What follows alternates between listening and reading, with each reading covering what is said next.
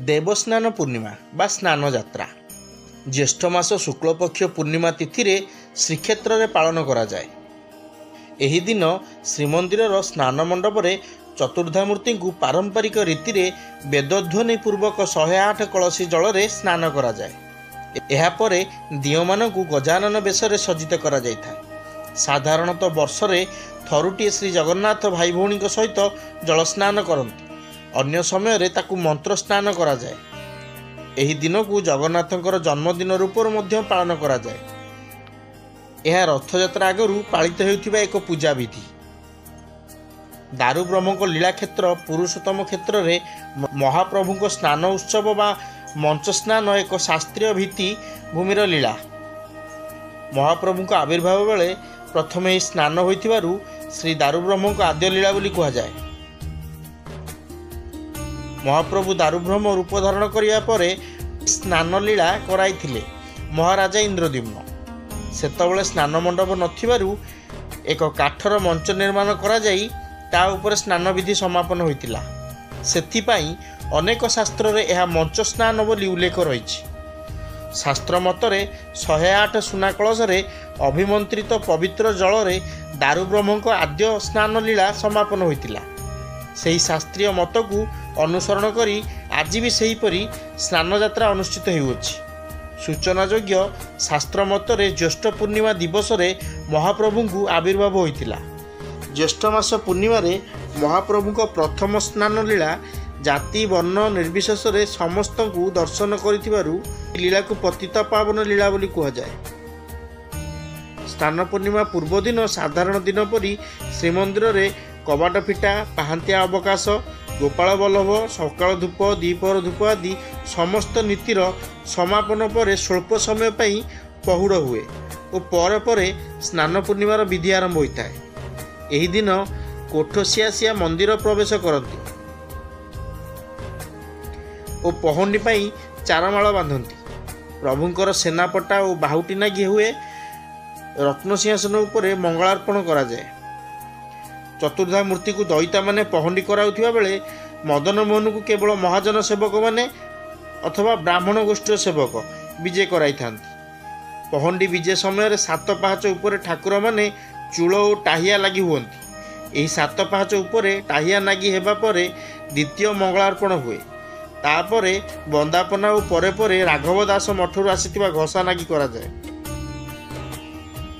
तापरे पंक्ति खाई ठाकुर माने स्नान वेदी को जाई निजर आस्थान उपर अवस्थान करती। दुआर बड़ू अंबुणिया पानी छिंचती। गरा बड़ू स्वर्ण कलश धरी शीतला देवी सम्मुखस्थ और वर्ष तमाम अपव्यवहित हो रही स्वर्णकूपरू जल आणती। देवस्नान पूर्णिमार पूर्व दिन महाप्रभु श्रीमंदिर देवजान मार्गरे अबा सुनाकूरु 108 कलश जल संग्रह करा जाए। एही सुनाकूटी शीतला ठाकुराणी और तांको बाहन सिंह मध्य अवस्थित।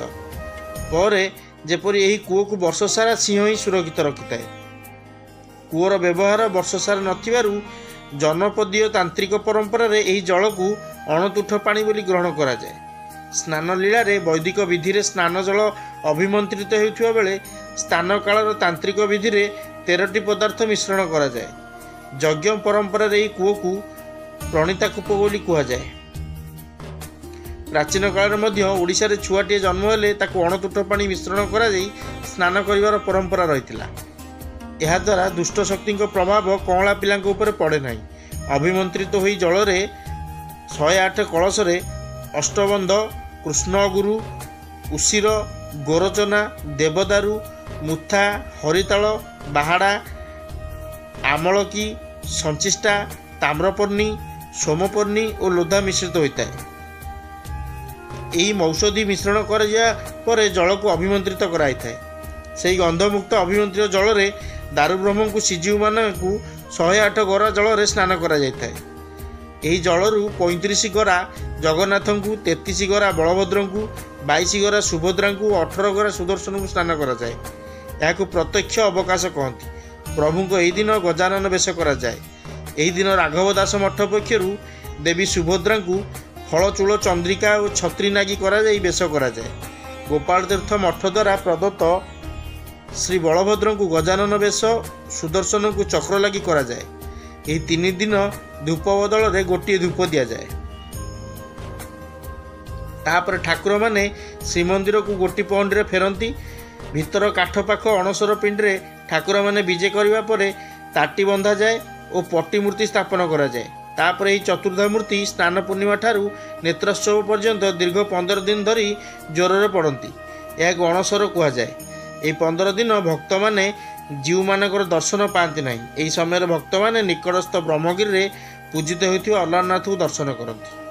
ଦେବସ୍ନାନ ପୂର୍ଣ୍ଣିମା ଦିନ ଚତୁର୍ଦ୍ଧା ମୂର୍ତ୍ତି ସ୍ନାନ ପରେ ଗଜବେଶରେ ସଜ୍ଜିତ ହୁଅନ୍ତି। ଏହା ପଛରେ ଏକ କିମ୍ବଦନ୍ତୀ ନିହିତ। ମହାରାଷ୍ଟ୍ରର ଏକ ବ୍ରାହ୍ମଣ ଗଣପତି ଭଟ୍ଟ ଥରେ ଶ୍ରୀକ୍ଷେତ୍ରର ମହିମା ବିଷୟରେ ଶୁଣି ମହାପ୍ରଭୁ ଶ୍ରୀ ଜଗନ୍ନାଥଙ୍କୁ ଦର୍ଶନ ପାଇଁ ଆସିଲେ। ସେ ଭଗବାନ ଗଣେଶଙ୍କର ଭକ୍ତ ଥିଲେ। ତେଣୁ ଦାରୁ ବିଗ୍ରହଙ୍କ ଦର୍ଶନ କରି ଗଜ ରୂପ ନ ଦେଖି ସେ ତାଙ୍କୁ ପରମ ବ୍ରହ୍ମ ବୋଲି ମାନିବାକୁ ଅସ୍ୱୀକାର କଲେ ଓ କ୍ଷୁବ୍ଧ ହୋଇ ମନ୍ଦିର ତ୍ୟାଗ କଲେ। ପରଦିନ ଦେବସ୍ନାନ ପୂର୍ଣ୍ଣିମା ହେଲା। ମହାପ୍ରଭୁଙ୍କ ଆଦେଶରେ ବଡ଼ପଣ୍ଡା ଗଣପତି ଭଟ୍ଟଙ୍କୁ ସ୍ନାନଯାତ୍ରା ଦେଖିବା ପାଇଁ ଆମନ୍ତ୍ରଣ କଲେ। ତାଙ୍କ ଦୃଷ୍ଟି ସମ୍ମୁଖରୁ ଦାରୁ ବିଗ୍ରହ ଶ୍ରୀ ଜଗନ୍ନାଥଙ୍କ ରୂପ ପରିବର୍ତ୍ତନ ହୋଇ ଗଣପତି ରୂପ ହୋଇଗଲା। ଏହି ଅଲୌକିକ ଘଟଣା ଦେଖି ତାଙ୍କ ଜ୍ଞାନୋଦୟ ହେଲା ଓ ସେଠାରେ ନିଜର ଭୁଲ ବୁଝିପାରିଲେ।